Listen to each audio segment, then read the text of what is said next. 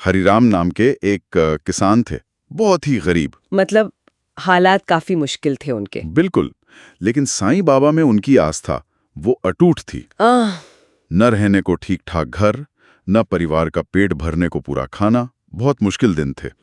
और वो रोजाना शिरडी जाते थे बाबा के दर्शन करने। और बस एक ही प्रार्थना लेकर। हाँ, बस यही कहते, बाबा बस एक बार कृपा कर दो, मेरा परिवार भूखा ना सोए। सोचिए जरा, हर रोज यही आस लेकर जाना। बिल्कुल, ये कितनी बड़ी परीक्षा रही होगी उनके धीरज की, उनके विश्वास की। सही बात है। और बाबा का जवाब क्या होता था? हमेशा वही, सब्र रखो, अल्लाह मालिक है। समय आने पर सब मिलेगा। जी, समय आने पर सब मिलेगा। जी, ये सिर्फ मतलब दिलासा नहीं था, नहीं। ये एक गहरा संदेश भी है, धैर्य का, सही वक्त पर भरोसे का। और कई महीने ऐसे ही बीत गए, हरिराम जाते रहे, प्रार्थना करते रहे। और खाली हाथ लौटते रहे होंगे रोज। बिल्कुल, पर विश्वास नहीं टूटा। नहीं टूटा।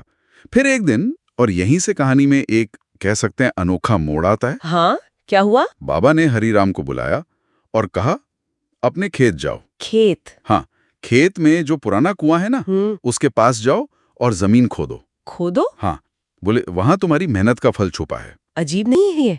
मतलब इतने वक्त से गरीबी और हल है एक खुदाई में। है तो यहीं पर वो दैवीय मार्गदर्शन वाला पहलू आता है ना। कोई आम सलाह नहीं दी बाबा ने, एक खास निर्देश दिया। बिल्कुल। और इसमें हरिराम के विश्वास की भी तो परीक्षा थी। क्या वो मानेंगे बाबा की ये बात, जो सुनने में थोड़ी अटपटी लग सकती है? सही कहा।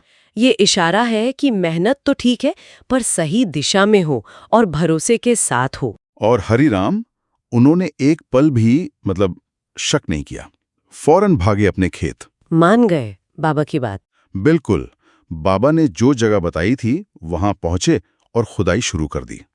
और खोदते खोदते कुछ देर बाद उन्हें कुछ सख्त सा लगा जमीन के नीचे, और खोदा तो निकला मिट्टी का एक खड़ा, पुराना सा। अच्छा। खड़ा, और उसमें जब उन्होंने खोला उसे कांपते हाथों से, तो आंखें फटी रह गई। अरे, क्या था उसमें? सोने के सिक्के, पुराने सोने के सिक्के और चांदी के जेवर, पूरा घड़ा भरा हुआ था। ओह, तो ये था वो मेहनत का फल। हाँ, सोचिए, सालों की गरीबी और एक पल में। ये महज संयोग तो नहीं कहा जा सकता कहानी के हिसाब से। नहीं, बिल्कुल नहीं।